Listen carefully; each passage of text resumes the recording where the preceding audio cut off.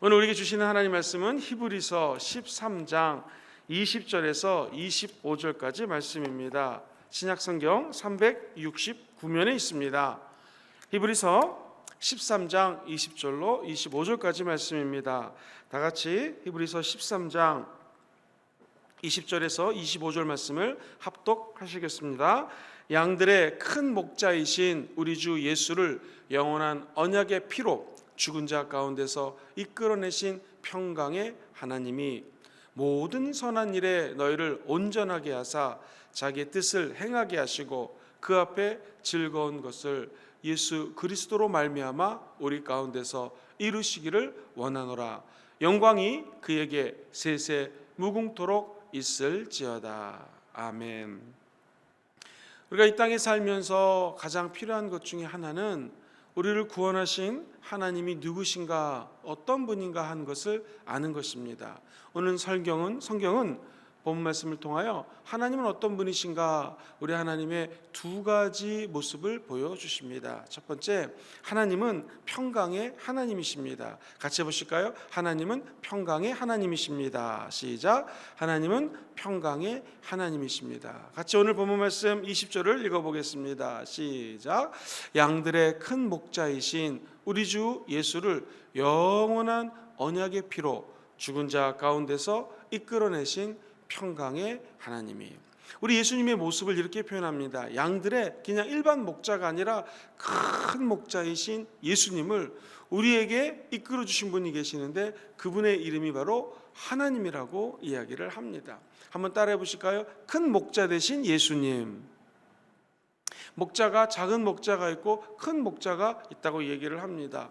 이민사회에서 있었던 일입니다. 한 이민교회에 불교 신자였던 분이 처음 교회를 방문하게 되었습니다. 이제 예수님 믿어야지라고 교회에 왔는데 도대체 담임 목사님이 누군지 궁금했습니다. 그래서 안내하는 분에게 이렇게 여쭤봤습니다. 여기 주지 목사님 어디에 계십니까? 그분에게 생각에서는 일반 목사님이 아니라 아마 담임 목사님을 만나고 싶었는데 떠오르는 말이 주지 목사님이라고 생각이 됐던 것 같습니다. 이 목회자들도 여러 목사님이 있듯이 행정 목사님, 담임 목사님, 또 전도사님, 신방하시는 목사님들 있는 것처럼 이 하나님도 그 아들 예수 그리스도를 이 땅에 보내주셨습니다. 내일이 성탄절인데요, 우리 예수님은 작은 목자, 일반 목회자가 아닙니다. 그야말로 큰 목자, 우리를 위해서 생명을 버려주신 참된 진리의 목자가 우리 예수님인 줄 믿습니다. 그 목자 되신 예수님이 이 땅에 오신 이유는 무엇입니까? 예수님은 평강의 왕으로 오셨습니다. 예수님이 계신 곳에는 평강이 임합니다. 예전에 일했던 연구소에서 한 여자 직원이 있었는데요, 이분은 참 고생을 많이 하고 자랐습니다. 고향이 전라도이셨는데 어려서부터 농사를 짓고 여자분인데도 참 힘들고 모질게 자랐습니다. 나중에 이분이 신학교에 들어가게 됐고 여러 출판사에서 근무하다가 저희와 이제 함께 일을 하게 됐는데요, 이분의 특징이 그렇게 사람들을 평안하게 합니다. 항상 웃고 다른 사람들을 즐겁게 하고, 성경 그대로 나보다 남을 더 낫다고 여기니 사람들이 이분을 보면 부담감을 갖지 않습니다. 편하고 정말 마음속에 평강이 있습니다. 그렇지 않습니까? 막 잘났다고 그러고 많이 안다고 그러면 사람이 부담이 될 텐데, 이 연구소에서 더 낮아지고 더 모자란 척하니 사람들이 이분을 너무나 잘 따랐습니다. 그래서 막 사람들이 얘기를 하다가 이분이 딱 나타나면 분위기가 화목해집니다. 그리고 서로 안 좋은 얘기, 비방하는 얘기 하다가도 오히려 이 여자 직원이 나타나면 칭찬하고 기쁨의 자리로 변화되는 것을 보게 됩니다. 속으로 진짜 이런 분이 진짜 크리스찬인데, 진정한 크리스찬은 우리가 가는 곳에 평강이 임합니다. 싸움이 물러나게 됩니다. 우리도 바라기는 다가오는 새해에 우리가 가는 곳마다 하나님의 평강이 임하기를 주의 이름으로 소망합니다. 예수님은 이 땅에 평강의 왕으로 오셨습니다. 사실 가만히 생각해 보면 예수님을 보내신 우리 하나님이 계시는데 그분이 평강의 하나님이라고 이야기를 합니다. 여기서 평강의 하나님과 우리 인간의 모습을 다시 한번 조명해 보면은 사실 우리 인간은 평강을 받기는 너무나 부족합니다. 예를 들어 보겠습니다. 출애굽기 24장에 보면은 성막 탄생장이라고 불리우는 이른바 성막이 생기는 장면이 자세히 묘사가 되어 있습니다. 그런데 이 자세히 성경을 읽다 보면 모세가 하나님께로 가서 시내산에서 율법을 받게 됩니다. 이 율법은 출애굽기 1장부터 23장까지 쭉 율법에 대해서 적다가 24장부터 하나님의 은혜 성막이 나타납니다. 즉 율법이 있어야지 하나님의 은혜도 새롭게 조명할 수 있다는 것입니다. 율법을 모세가 613가지 율법을 받습니다. 하라라고 하는 율법들과 너 하면 안 돼, 하지 마라라고 하는 율법을 받습니다. 하지 말라라는 것이 365가지가 있고요. 너 이거 해라라는 것이 248개가 있습니다. 도합 613가지 율법을 받습니다. 이 근거는 사람의 뼈 마디가 모두 248개라고 합니다. 그리고 혈자리라고 하죠. 이것이 한 365개라고 합니다. 둘이 합쳐서 613이라는 숫자가 나왔습니다. 이 구약에서는 지금도 이스라엘 사람들은요 찌찌뜨라고 그래서 이 옷에 술을 다는데 옷깃에 이 술을 613가지를 맞춰서 답니다. 뭘 의미하는가? 이스라엘 사람들은 이 율법 613가지 율법을 지키지 않으면 안 됩니다. 꼭 지켜야 됩니다. 이게 모세가 하나님께로부터 받은 율법입니다. 자, 율법을 받고 모세가 백성들에게 선포합니다. 이제 여러분들은 하나님의 율법을 따라 살아야 됩니다. 그때 야훼의 명하신 모든 율법의 말씀을 우리가 준행하리이다 라고 사람들이 이야기합니다. 자, 이 말씀 지켰을까요? 절대 지킬 수 없었습니다. 사람은 613가지 율법 다 못 지킵니다. 아니 10계명조차 지키는 것이 참 어렵습니다. 부모를 존경하고 사랑하라고 그랬는데 공경과 사랑과 존경은커녕 또 우리가 부모님에 대해서 안 좋은 생각을 가질 때도 많이 있습니다. 거짓말하지 말라고 그랬는데 나도 모르게 하얀 거짓말 할 때도 있지 않습니까? 10계명뿐만 아니라 2가지 계명, 마음을 다하고 목숨을 다하고 뜻을 다하여 하나님을 사랑하는 첫 번째 계명, 이웃 사랑하라는 두 번째 계명도 지키지 못할 때가 참 많이 있습니다. 그러자 모세는 다시 한번 하나님께 나가서 기도합니다. 그리고 두 번째 백성들에게 이야기합니다. 출애굽기 24장 7절 말씀 같이 읽어봅니다. 시작. 야훼의 모든 말씀을 우리가 준행하리이다 라고 백성들이 얘기합니다. 자, 모세는 갖고 있던 피를 백성들에게 뿌리면서 말합니다. 이는 야훼께서 이 모든 말씀에 대하여 너희와 세우신 언약의 피니라 라고 얘기합니다. 피 뿌리는 예식, 성막의 제사법을 받아다가 드디어 성막을 통해서 하나님 말씀을 지키겠습니다, 율법을 따르겠습니다, 하나도 못 지킵니다. 그러나 하나님이 성막이라고 하는 은혜의 도구를 통하여 피의 제사를 드리게 되고 우리는 하나님의 백성들은 하나님을 만날 수 있는 오늘날 예배가 성막을 통해서 완성되게 됩니다. 그래서 율법으로는 구원받을 수가 없습니다. 율법을 구원받을 사람도 없습니다. 그럴 수가 없습니다. 오직 은혜로 성막을 통하여 죄사함을 구했던 이스라엘 백성처럼 저와 여러분들은 오직 은혜로 구원받을 수 있고 은혜로 죄 용서받고 은혜로 하나님께 나올 수 있고 은혜로 아버지 앞에 기도할 수가 있고 응답받을 수가 있습니다. 할렐루야. 그런데 율법을 가만히 생각해 보면 율법에 쭉 가다 보면 율법의 끝이 은혜입니다. 왜? 율법을 따라 살면 하나님의 은혜를 체험할 수 있습니다. 여러분 신앙생활 오래 하시고요 은혜를 많이 받으신 목사님들 만나본 적 있나요? 그런 분들과 한 2-3시간 얘기하고 나면요 그분들이 받았던 은혜를 쭉 얘기하다 보면 맨 끝에 율법이 생각납니다. 야, 은혜 받으니 이 목사님들이 율법을 그대로 따라 행하는구나. 결국 율법과 이 은혜는요 뛸래야 뛸 수가 없는 관계입니다. 자칫 잘못하면 율법을 무시하고 우리가 막 은혜만을 강조할 수 있습니다. 은혜 정말 중요하죠. 그런데 이 구약의 마지막은 율법으로 마지막합니다. 여러분 율법을 따르지 않으면 저주받습니다. 그런데 신약은 무엇입니까? 신약의 마지막은 하나님의 은혜로 산다라는 것입니다. 즉 구약의 율법을 버려서는 안 되고요 신약의 은혜만을 강조해도 안 됩니다. 우리는 이 두 가지가 같이 합쳐져야 된다는 것이죠. 그래서 하나님은 우리에게 평강을 주실 때는요 은혜로 평강을 주는 것은 확실합니다. 마치 여자는 여자대로 완벽하죠. 남자는 또 남자대로 완성된 작품입니다. 그런데 여자와 남자가 만나야지 새 생명이 잉태되듯이 진정한 평화의 크리스찬들은요 하나님의 말씀 율법을 따라 행합니다. 그리고 플러스 남자와 여자가 만나서 새 생명이 태어나듯이 하나님의 은혜가 있어야 됩니다. 이 하나님의 은혜와 하나님 주시는 말씀 이 두 가지를 따라 살아갈 때 그 안에서 우리를 통해서 새 생명이 전파되는 것이죠. 그러므로 우리가 가는 곳에 다른 사람들이 나도 예수 믿겠다, 나도 하나님을 따라가겠습니다, 교회 좀 한번 데리고 가주세요, 100% 그분에게는 하나님의 은혜가 있습니다. 플러스 세상 사람들이 살지 못하는 율법, 말씀을 가지고 살아가는 세상 사람들이 따라오지 못하는 어떤 윤리적인 잣대, 세상에서 얘기하는 윤리적인 귀감이 있어요. 윤리적으로 도덕적으로 뛰어난 모습이 있다는 것이죠. 그래서 우리 크리스찬들은 하나님의 율법, 말씀을 따라가는 크리스찬의 삶을 보여줄 때, 또 십자가를 통하여 한량없는 은혜를 받았을 때 그 사람을 통하여 새 생명이 잉태된다는 것이죠. 바라기는 저와 여러분들이 진짜 이 땅에 평강을 주러 오신 예수님처럼 우리가 가는 곳에 세상 사람들의 가치 기준이 아닌 말씀을 따라 행하는 이 모습이 나타나게 되기를 주의 이름으로 축복합니다. 더하기 우리 힘으로 할 수 있는 것이 하나도 없습니다. 그래서 우리에게 오늘도 필요한 것은 은혜라는 것이죠. 1965년도에 미국의 세계적인 컨트리 클럽 가수가 있었습니다. 포크 가수였던 이 자니 캐시라는 분이 있었는데, 이분이 마약과 신경 안정제의 일종인 암페타민을 1000개 소유했습니다. 그래서 결국에는 감옥에 잡혀갑니다. 나중에 이야기를 들어보니 갑자기 스타덤에 올라가고 인기도 얻고 돈을 얻다 보니 이분 마음속에 이상한 허전함이 다가왔습니다. 그래서 마약을 사서 먹기 시작했습니다. 여러분, 그분이 하나님의 은혜로 1971년도 5월 9일 예수님을 영접합니다. 그리고 이렇게 얘기합니다. 인생의 내리막길인 내게 구주 예수를 만날 기회를 주셨습니다. 예수님 믿고 성경 공부하고 말씀대로 살려고 노력하니 내 마음속에 평안이 다가왔습니다. 우리도 마찬가지입니다. 우리 마음속에 평안이 다가오기 원하시는 분들은 아멘 해볼까요?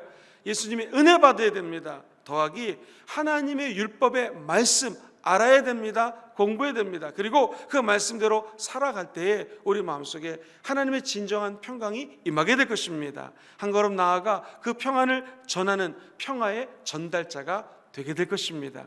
이 새벽에 기도하시다가 하나님 주시는 끝없는 은혜를 받게 되기를 주의 이름으로 축복합니다. 그리고 주님 주신 율법의 말씀, 은혜의 말씀을 통하여 이 세상에 평화를 전하는 작은 예수님들이 다 되시기를 주의 이름으로 축원드립니다. 두 번째로, 우리 하나님은 어떤 분이신가? 그 큰 목자 되신 예수님을 이 땅에 보내주신 하나님은 온전하게 하시는 분이라고 성경은 이야기합니다. 같이 읽어볼까요? 시작. 온전하게 하시는 하나님이십니다. 21절 말씀입니다. 시작. 모든 선한 일에 너희를 온전하게 하사 자기의 뜻을 행하게 하시고. 하나님은 온전한 하나님이시다. 이 범죄 중에서 그야말로 온전한 범죄를 완전 범죄라고 합니다. 나쁜 짓을 하는 사람도 자기의 범죄와 은닉을, 자기가 한 범죄를 감추기 위해서 완전 범죄를 합니다. 우리 예수 믿는 빛의 자녀들은 어떻게 행해야 될까요? 우리가 온전하기 위해서는 성경에 보신 마태복음 5장 48절을 기억할 필요가 있습니다. 그러므로 하늘에 계신 너희 아버지의 온전하심과 같이 너희도 어떻게 하라? 온전하라 라고 얘기합니다.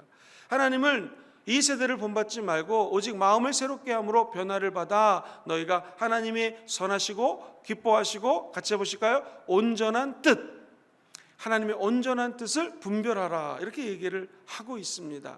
사랑하는 성도님들, 이 온전하다는 것은 어떤 게 온전한 것일까요? 하나님이 온전하면 우리도 온전해야 되잖아요. 어떻게 하면 우리 온전해질 수 있을까요? 성경의 몇 가지 온전해지는 것을 이렇게 표현합니다. 우리의 혀입니다. 우리의 말에 실수가 없는 사람을 온전한 사람이라고 이야기합니다. 야고보서 3장 2절 말씀 제가 읽어드립니다. 우리가 다 말에 실수가 많으니 만일 말에 실수가 없는 자라면 곧 온전한 사람이라. 능히 온 몸도 굴레 씌우느니라. 이 혀가 얼마나 무섭고 재밌냐면 새치혀, 정말로 작은 혀인데 우리 온몸을 굴레 씌울 수 있는 것이 혀고요.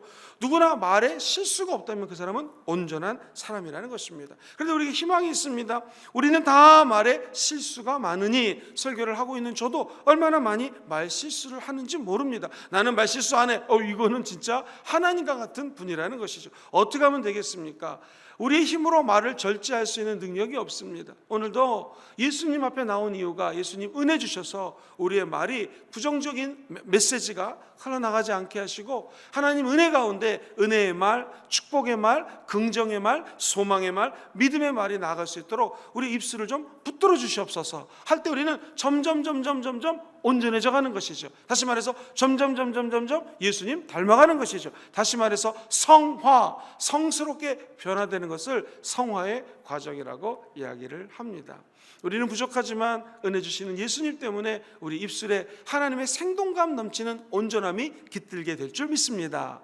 두 번째, 온전하다고 하는 것은요, 참 이게 실천하기 어려운데 가난한 사람을 구제하면 하나님 우리를 온전하다고 표현해 주십니다. 우리 성경 말씀 마태복음 19장 21절을 같이 한번 읽어보겠습니다. 시작. 예수께서 이르시되 네가 온전하고자 할진대